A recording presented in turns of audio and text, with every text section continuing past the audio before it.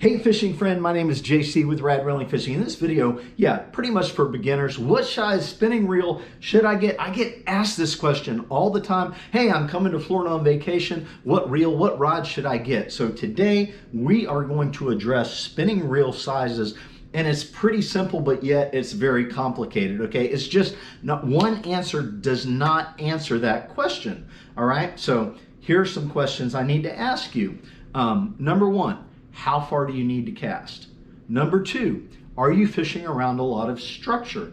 Number three, how big are the fish that you're going to be fishing for? Number four is, how deep is the water that you're going to be fishing? Are you going to be fishing from the bottom? Are you going to be trolling? Are you going to be fishing from the shore? Are you fishing from a kayak? Are you going to be fishing from a boat?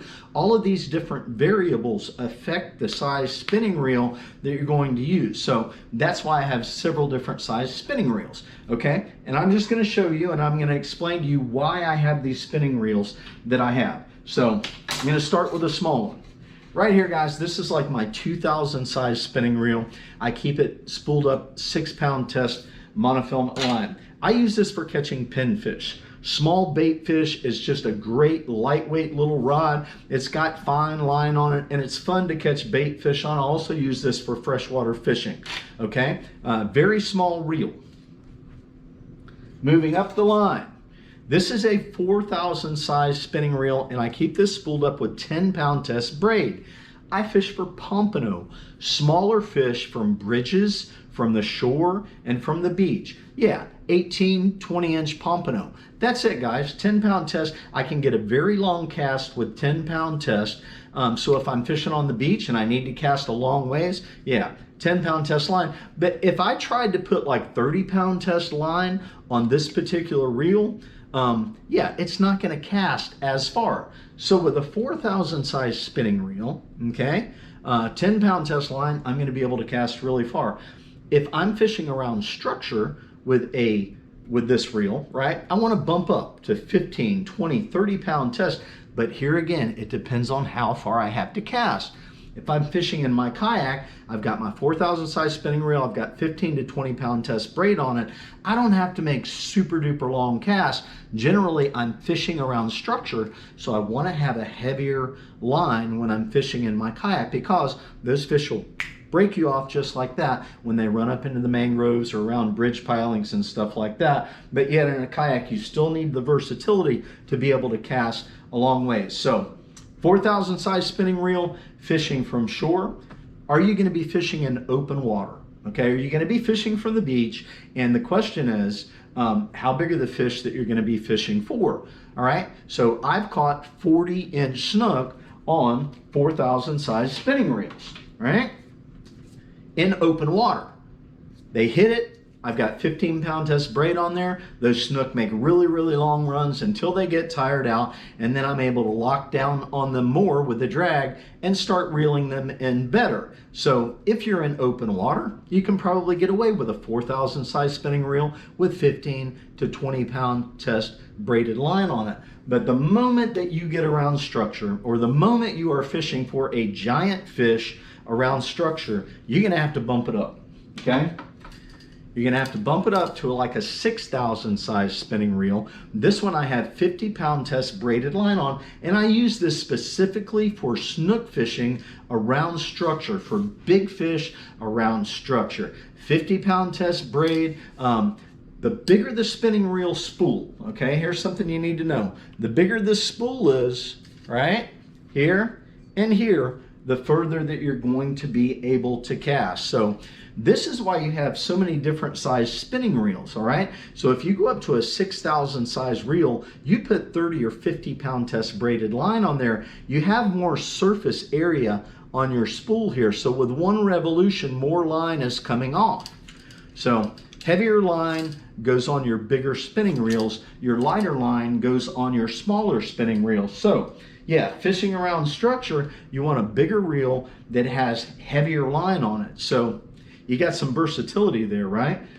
6,000 size spinning reel right here. This is a great all-around spinning reel for catching some big fish around structure. I've caught some huge fish using a 6,000 size spinning reel. I've caught big fish out of the boat. I've caught big fish fishing from shore and bridges. And I've caught big fish fishing on the beach with 6,000 size spinning reels. But here's the drawback, okay?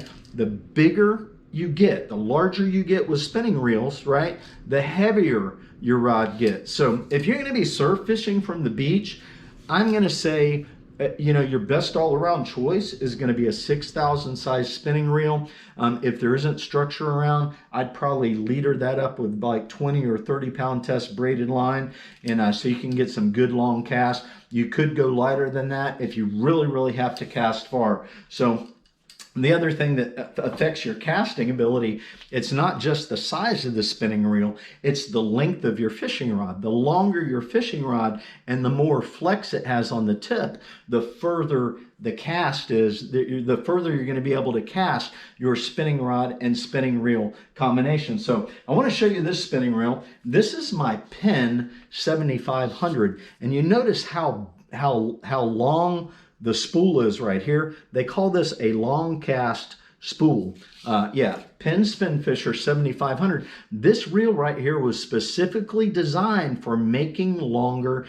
casts. Look at the difference. I'm hitting the ceiling. Look at the difference. That's your shorter spool, and that's your longer spool. So the longer spool, that's close to an inch bigger or taller than the other spool. I keep hitting the ceiling, and the popcorn stuff is falling off.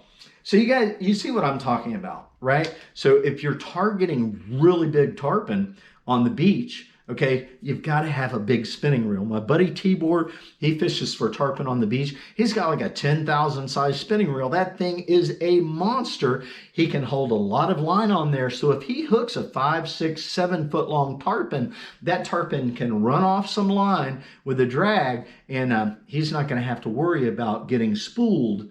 Yeah, getting spooled means all of your line gets pulled off your reel by a big fish. So if you're shark fishing on the beach, right, you're going to need a bigger spinning reel because those things have a lot of power and they're going to make really long, hard runs. So you see how complicated this gets? It's just not an easy question. What size spinning reel should I get? What size rod should I get? So here's the thing. Notice that this big spinning reel right here has a bigger rod on it and it has bigger lines. So yeah, bigger reel, bigger line, heavier, more robust fishing rods for bigger fish. Okay, so here's the deal. The shorter the rod, the shorter distance you'll be able to cast. The longer the rod, the longer distance you're going to be able to cast. The lighter the line, the longer distance you're going to be able to cast. The heavier the line, the shorter distance you're going to be able to cast.